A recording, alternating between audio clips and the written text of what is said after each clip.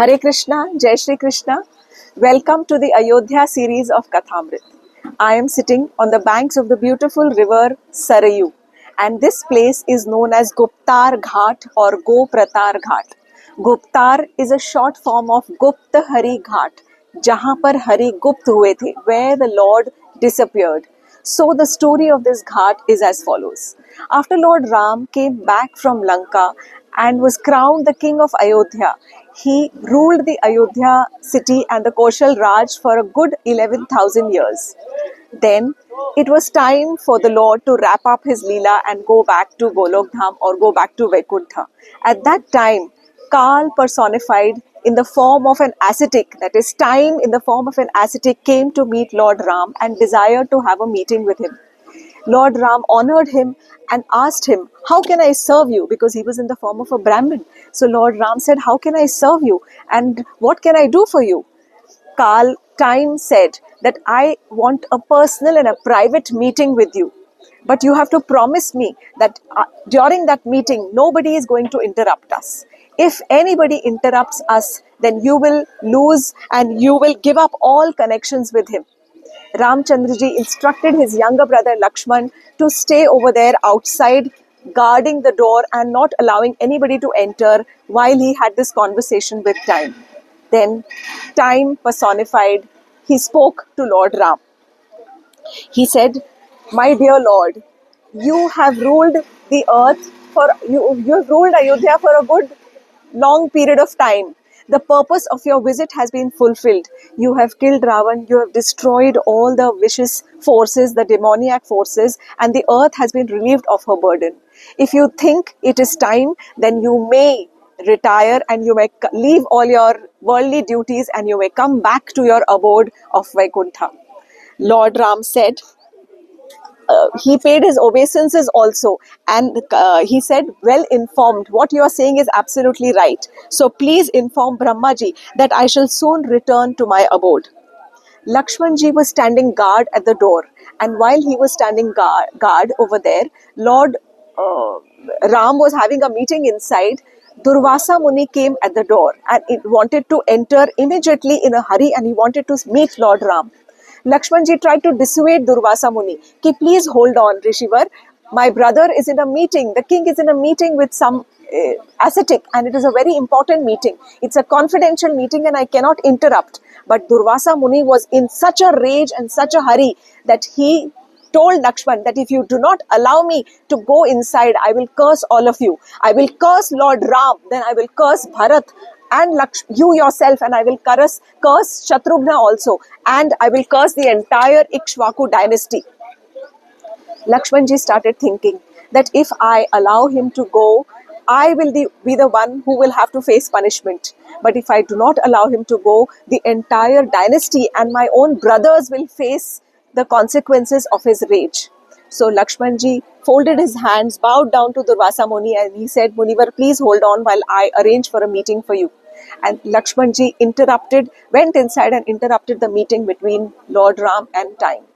The meeting had already ended though, but when Lakshmanji ended, he had broken his promise that he had given to his brother. And Ramchandraji, at that moment, he just asked, "What happened, Lakshman? Why are you here?" Lakshmanji then explained to him the entire incident about the arrival of Durvasa Muni and his being in an urgent need to have a meeting with Lord Ram. At that time, Lakshmanji was asked to get Durvasa Muni inside. When Durvasa Muni came in, he was very happy to see Lord Ram. Lord Ram bowed down and asked him, "Munivar, how can I serve you? What can I do for you?" Durvasa Rishi said, "O King, O Lord Ram, I have been fasting for 1,000 years, and after 1,000 years I have broken my fast. Give me something to eat immediately. I want to break a fast from your hands." Lord Ram immediately arranged for a sumptuous feast and organized for Durvasa Muni to break his fast. Durvasa Muni was very happy and he left. Then Ramchandraji suddenly he remembered his promise to Time, and he became very dejected and he bowed his head low. Lakshmanji understood what was the tussle, what was going on in Ramji's mind. And Lakshmanji said that, "Brother, do not lament. This was inevitable since everything is destined and planned by the Supreme Lord. Duty is first, so keep your promise and banish me without hesitation. Lord Ram next day arranged for a meeting with all his ministers. At that time, Guru Vashisht, who was the Kul Guru of the Surya dynasty, he said, "With my powers, O Lord, I could see that this was coming and all this was going to happen. But you are the king. You have to keep up your promise. That is the rule of the Ikshvaku dynasty. Pran jai par vachan na jai. You cannot break your promise. You have promised something to Kal, time. He may not be here right now, but a promise made has to be honored. So stick to your vow." Now we have to understand that when the Lord has to go back to his abode, Lord Ram is Vishnu himself and Lakshmanji is Sheshnag. He is the eternal bed for Lord Vishnu. So when Lord Vishnu has to go back, the bed has to go back before the Lord goes. So this was an entire planned Leela which had been pre-planned by the Lord himself. Also, Lakshmanji was then instructed and he was banished from the kingdom. Lakshmanji then went to the banks of the Saryu River and sat in meditation.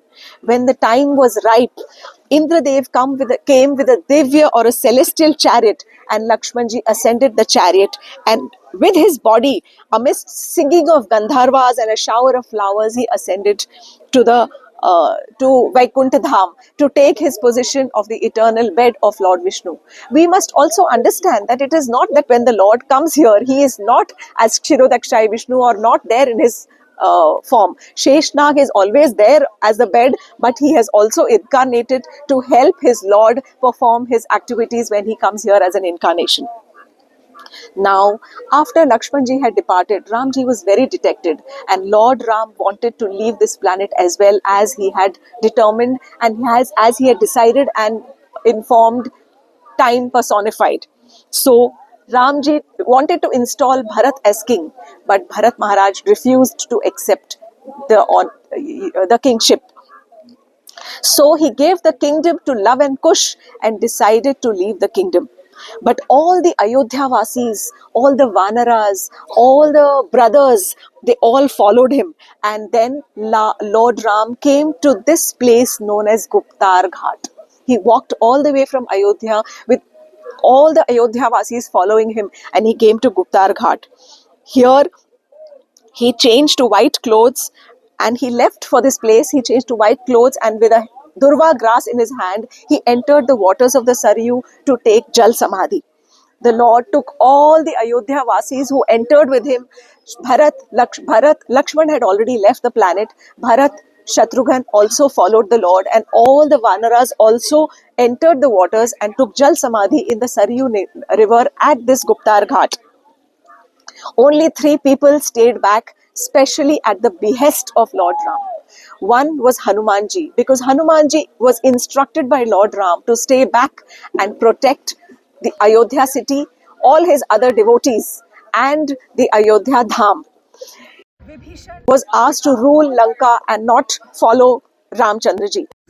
Also stayed back at Lanka and ruled.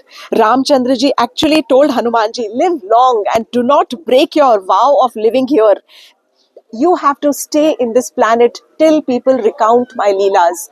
Till there's even one soul who remembers my name, Hanumanji has taken a vow to stay back on this planet." The third person who stayed here was Jambwant, who was instructed by Lord Ram that you have to stay here till the end of Dwapar Yuga. In Dwapar Yuga, I will again reincarnate. I will come back, and till the end of Dwapar Yuga, Jambwant was instructed to stay back here. This place, Guptaar Ghat, is also known as Goprataar Ghat, and there are lots of small temples around here. Ram Janki Mandir, Charan Paduka Mandir, Narsingh Mandir, Hanuman Mandir, Raj Mandir. It is said that after Lord Ram, the city of Ayodhya became bereft of all its glory and charm. So Kush took lot of efforts to revive the city. King Vikramaditya too later on revived a lot of places, and since many places were lost in those yugas, he revived and he called this place Guptaar Ghat. We have to understand, since Treta Yuga, Dwapar Yug and now Kali Yug, several lakhs of years have passed. So none of the structures that you see were actually present from then to now. It is only the river, the mountains, the land that is just the way it was. The ghats have been built, broken down, reconstructed, revived, and here we are seeing the beautiful Saryu Nadi over here. I need to tell you one small point. When Lord Ram entered the Saryu Nadi, Lord Shiva was very angry with Saryu that how could you allow Lord Ram to take Jal Samadhi in your water? So he was very angry, and in his anger he cursed Saryu Nadi that from today I curse you that your water will never be used for any religious purposes, for any puja, for any yajna, for any fire sacrifice, and nobody will ever bathe in your waters. You have offended me and you have offended Lord Ram. That is when Saryu Nadi folded her hands and bowed down to Lord Shiva, and she said, please excuse me and forgive me because this is not my mistake. It was Prabhu's Leela. It was the Lord himself who decided and come and enter into me. So how am I at fault? At that time, Lord Shiva was became compassionate, and then he said, okay, I cannot take back both my curses, so I take back one. Your water, although will never be used for any religious purposes, but anybody who bathes in it will be relieved of all his sins.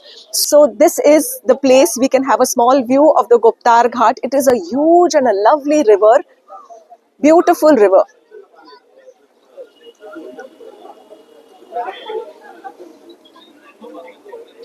So today's story of Guptaar Ghat, I take your leave from here, and I will be showing you a couple of more places in the Ayodhya series of Kathaamrit. Thank you so much for joining with Kathaamrit. Hare Krishna, Jai Shri Krishna.